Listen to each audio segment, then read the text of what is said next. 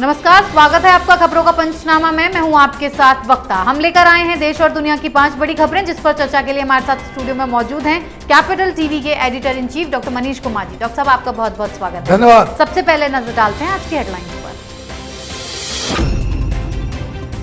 दुनिया पर धाक जमाकर भारत लौटे पीएम मोदी, पाकिस्तान और चीन की निकाली हेकड़ी, बोले आतंक को नहीं किया जाएगा बर्दाश्त। योगी कैबिनेट में हो सकता है बड़ा फेरबदल, जितिन प्रसाद समेत 7 नए नेता बन सकते हैं मंत्री। चुनाव से पहले कांग्रेस का नया दांव, कन्हैया और जिग्नेश 28 सितंबर को हो सकते हैं कांग्रेस में शामिल, राहुल गांधी से की मुलाकात। अमित शाह ने की नक्सल प्रभावित राज्यों के मुख्यमंत्रियों के साथ बैठक, इलाकों में सुरक्षा स्थिति पर की समीक्षा। मोदी सरकार ने ममता बनर्जी को रोम जाने की नहीं दी इजाजत, सरकार के फैसले से बौखलाई ममता दीदी, कहा मुझसे जलते हैं पीएम मोदी।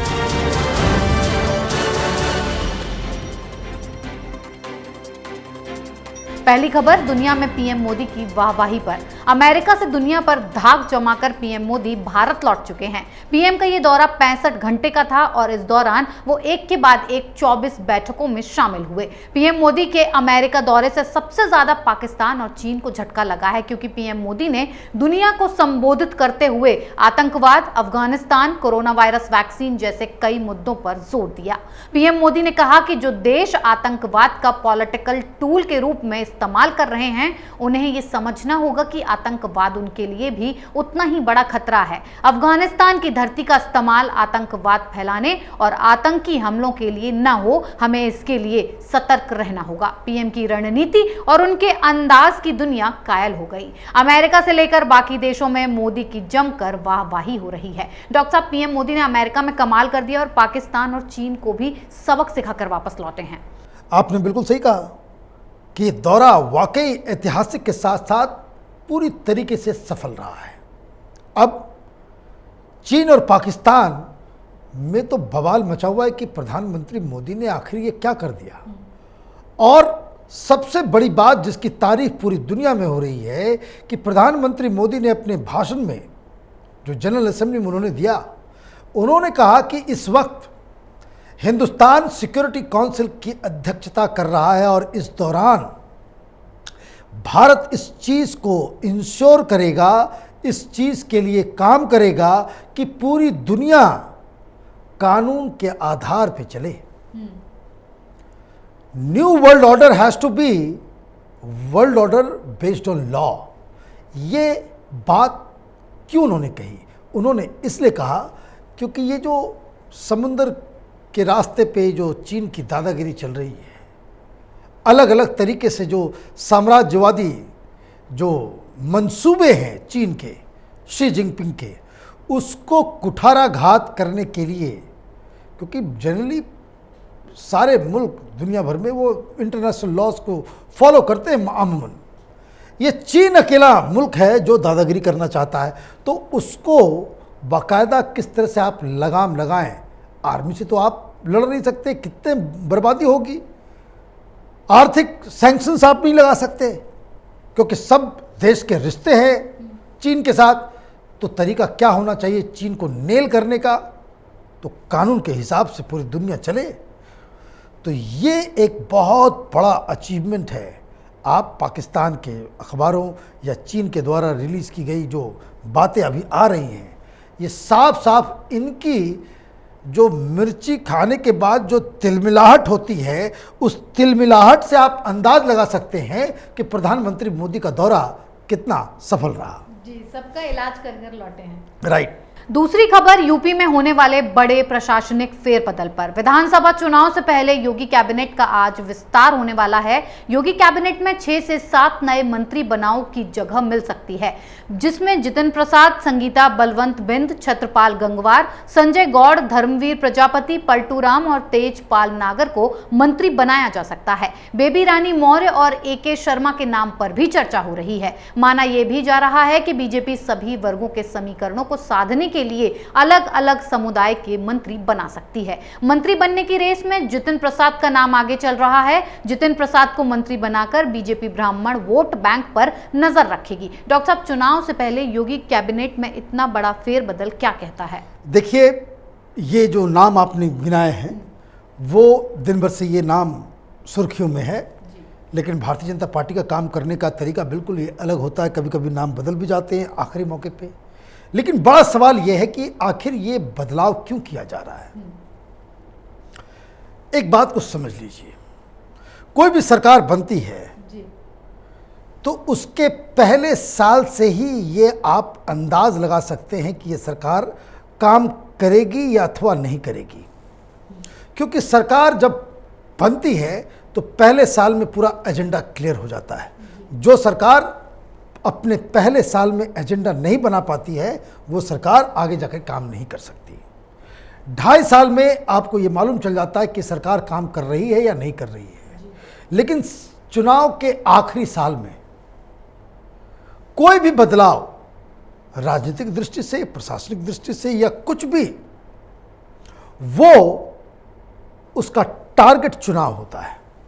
इसलिए ये जो तब्दीलियां हो रही हैं यूपी के अंदर, दरअसल जातीय समीकरण को अपने फेवर में लुभाने के लिए भारतीय जनता पार्टी इसे बदलाव में ला रही है। जैसे गुजरात में अचानक से आपने सब कुछ बदल दिया। क्यों बदल दिया? इसलिए नहीं कि आप 6 महीने के लास्ट 6 महीने में कोई बहुत बड़ा काम करना चाहते हैं। वो बदलाव इसलिए किए जाते हैं कि ताकि आप चुनाव जीत सकें और सारे जो आपके जो पार्टनर्स हैं, वोटर्स हैं, समर्थक हैं, जो वहाँ का लोकल स्थानीय जातीय समीकरण है, उन सब को साधने के लिए इस तरह का फैसला लिया जाता है। और जैसे ही प्रधानमंत्री मोदी ने अपने कैबिनेट में फेरबदल किया था, उस वक्त ही कैपिटल टीवी ने इस बात को कहा था कि ये फेरबदल, ऐसा ही फेरबदल योगी सरकार भी करने वाली है और वही हो रहा है। जी डॉक्टर साहब, तीसरी खबर कांग्रेस में नई एंट्री पर। चुनावों से पहले अब कांग्रेस भी नया दांव खेल रही है और देश विरोधी कारनामों पर अंजाम देने वाले लोगों को पार्टी में शामिल कर रही है। अब सीपीआई नेता और जेएनयू छात्र संघ के पूर्व अध्यक्ष कन्हैया कुमार कांग्रेस में शामिल हो सकते हैं, जबकि गुजरात के निर्दलीय विधायक जिग्नेश मेवानी समेत 9 से 10 लोग भी कांग्रेस का हाथ थामने के लिए तैयार हैं। ये सभी नेता 28 सितंबर को कांग्रेस का हाथ थाम सकते हैं। डॉक्टर साहब, कांग्रेस ऐसे चेहरों को पार्टी में शामिल कर रही है, आखिर इसका प्लान क्या है? देखिए, राहुल गांधी का प्लान क्या है ये तो राहुल गांधी बता सकते हैं। उनके जैसा विद्वान व्यक्ति तो दुनिया में है नहीं कोई। लेकिन जो एक्शन लिया जा रहा है इसका फर्क क्या पड़ेगा वो हम लोग बता सकते हैं।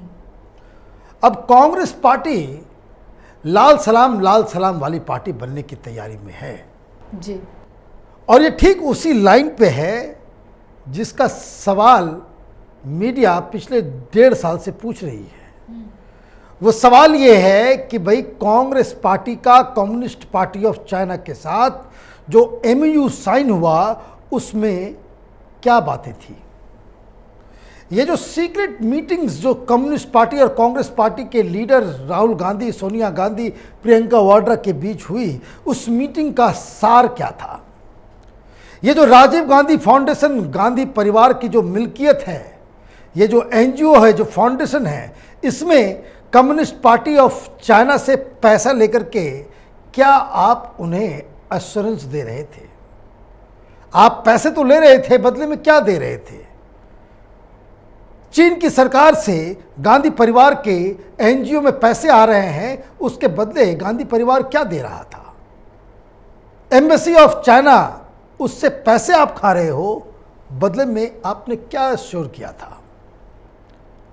अब जो दिख रहा है, जिग्नेश मेवानी हो या फिर कन्हैया कुमार हो, बाकी 10, एक सप्ताह पहले हमने एक वीडियो बनाया था खबरों की खबर, उसमें अगर आप जाएंगे वो तमाम 8-9 नाम कि जो लोग जेएनयू में लाल सलाम करते थे, जो हिंदुस्तान के संविधान को नहीं मानते थे, जो हिंदुस्तान के सुप्रीम कोर्ट को हत्यारा कहते हैं, जो हिंदुस्तान की आर्मी को रेपिस्ट बताते हैं, उन लोगों को कांग्रेस पार्टी बाकायदा थाली परोस करके उन लोगों को इनवाइट कर रही है कि आओ हम तुम्हें हीरो बनाएंगे और डेमोक्रेसी के ऊपर, संविधान के ऊपर, नेहरू गांधी की विचारधारा को मानने वाले जो बेकार हो चुके रिडंडेंट कांग्रेसी हैं उनको हम बाहर निकालेंगे। तो राहुल गांधी कांग्रेस पार्टी को वैचारिक रूप से दरिद्र और संगठन रूप से पथभ्रष्ट बना रहे हैं।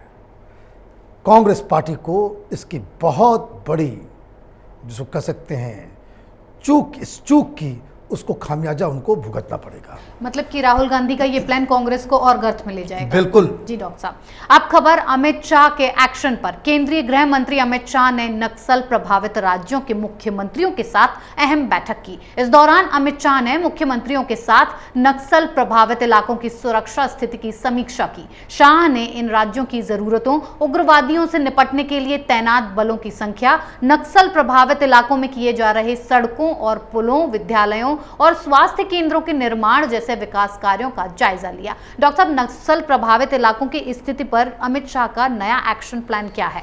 देखिए, ये कोइंसिडेंस ही है कि एक तरफ सारे नक्सली कांग्रेस पार्टी ज्वाइन कर रहे हैं और अमित शाह नक्सलियों के इलाज के लिए मीटिंग कर रहे हैं। लेकिन देखिए, हिंदुस्तान की राजनीति और जो विपक्ष का जो काला चेहरा है, ये दोनों घटनाएं अलग अलग हैं। मैं जोड़ इसलिए रहा हूं क्योंकि हिंदुस्तान में सबसे ज़्यादा कोई राज्य नक्सलियों से प्रभावित है तो वो है छत्तीसगढ़। मीटिंग बुलाई गई है, नक्सलियों को किस तरह से टैकल करना है। छत्तीसगढ़ में कांग्रेस पार्टी की सरकार है और बघेल साहब, मतलब छत्तीसगढ़ के चीफ मिनिस्टर, वही इस मीटिंग में नहीं आए। अब ये है कनेक्शन। एक तरफ राहुल गांधी नक्सलियों की आरती उतार रहा है, अपने घर के दरवाजे खोल करके उसे एंट्री दे रहा है, उससे अपनी स्क्रिप्ट लिखवाता है, उन लोगों से अपनी ट्वीट लिखवाता है। और इस आतंकियों, नक्सलियों का मतलब आतंकवादी हैं। नक्सली कुछ और नहीं है। जैसे इस्लामिक आतंकवाद है, ये वामपंथी आतंकवाद है। इसको लेफ्ट एक्सट्रीमिज्म कहते हैं, लेफ्टिस्ट टेररिज्म कहते हैं। और उसकी रोकथाम के लिए बातचीत हो रही, 2 लोग नहीं आए, बाकी सारे मुख्यमंत्री वहां पहुंचे थे। ये 2 सूरवीर महावीर मुख्यमंत्री जो हैं, एक बघेल साहब छत्तीसगढ़ और दूसरा राज्य जो वाकई जहां से नक्सलिज्म शुरू हुआ, पश्चिम बंगाल, जी, ममता बनर्जी नहीं गई। तो ये आप समझिए कि हिंदुस्तान की राजनीति किस हिसाब से धीरे धीरे चाइना के कंट्रोल में चलता चला जा रहा है। ये जो नक्सली हैं, इनको पैसा, इनको फंड, इनको हथियार, इनको ट्रेनिंग, इनको नई नई तकनीक, ये सब चाइना सप्लाई करती है। और कांग्रेस पार्टी का क्या कहना है, इसी छत्तीसगढ़ में एक साथ दर्जनों कांग्रेस पार्टी के होनहार बड़े बड़े लीडर्स नक्सलियों ने एक झटके में, एक हमले में उड़ा दिया था। 10 साल भी नहीं बीते हैं और राहुल गांधी अपने तमाम उन लीडरों को भूल चुके हैं और नक्सलियों को अपनी पार्टी में शामिल करा रहे हैं। जी, उसी का इलाज अमित शाह करेंगे। राइट। जी डॉक्टर साहब, आखिरी खबर बौखलाई ममता पर। मोदी सरकार और पश्चिम बंगाल की मुख्यमंत्री ममता बनर्जी के बीच एक बार फिर से टकराव देखने को मिला है। इस बार का विवाद मोदी सरकार के ममता बनर्जी को इटली जाने की इजाजत नहीं देने पर शुरू हुआ है। सीएम ममता इस साल अक्टूबर में रोम में होने वाले विश्व शांति सम्मेलन में भाग लेने जाना चाहती थी, लेकिन केंद्र सरकार ने इजाजत देने से इनकार कर दिया। वहीं विदेश मंत्रालय का कहना है कि ये बैठक जिस स्तर की है, उस लेवल पर एक मुख्यमंत्री का जाना उचित नहीं होगा। वहीं ममता ने इस पर पलटवार करते हुए कहा है कि पीएम मोदी उनसे जलते हैं। डॉक्टर साहब, ममता बनर्जी का ये जो दौरा है जायज कारणों से रद्द किया गया है, फिर वो इतनी क्यों बौखला रही हैं? देखिए, हिंदुस्तान में सारे लीडर्स खुद को मोदी से कम नहीं समझते, सबको मोदी बनना है। और ममता बनर्जी ये तो अब तो रात में सपना में भी देखती होंगी कि भाई जिस तरह से बंगाल का चुनाव हमने जीता है, उसी तरीके से 2024 के लोकसभा चुनाव को भी मैं जीतूंगी और मैं प्रधानमंत्री बनूंगी और उसका रिहर्सल अभी से करना चालू कर दूंगी। दुनिया ऐसे नहीं चलता। बेसिकली इस तरह का क्रिश्चियन मिशनरीज और ये रोम में एक्टिव होते हैं। ये कार्यक्रम वर्ल्ड पीस कॉन्फ्रेंस है। कौन लोग शामिल होंगे? तो इसमें राष्ट्राध्यक्षों को बुलाया गया है। तो अलग अलग देशों के राष्ट्रपति या प्रधानमंत्री वो आएंगे। हिंदुस्तान से अगर किसी को बुलाना था तो अब प्रधानमंत्री मोदी को बुलाते हैं, लेकिन वो आए नहीं। सोनिया गांधी इटली से आती है, इटली का ही वीज़ा लगेगा, रोम जाना है, तो भाई इनको और कोई नहीं मिला हिंदुस्तान में। आपने सीधे ममता बनर्जी को बुला लिया। तो अगर तो ये वर्ल्ड पीस कॉन्फ्रेंस कराने वाले लोगों को स्ट्रक्चर के बारे में आइडिया नहीं हो, या उनको लगता हो कि बंगाल एक अलग देश है, या वो बांग्लादेश के प्रधानमंत्री को बुलाना चाह रहे हो, जो लिफाफा जो है वो गलत एड्रेस में पश्चिम बंगाल पहुंच गया हो। बेकार की बातें हैं ये सब, बिल्कुल बेकार की बातें हैं और अननेसेसरी इसको तूल दिया जा रहा है। जिन प्रोग्रामों में राष्ट्राध्यक्ष या हेड ऑफ द गवर्नमेंट जाते हैं, वहाँ मुख्यमंत्रियों को जाना वैसे भी नहीं चाहिए, उनको खुद मना करना चाहिए।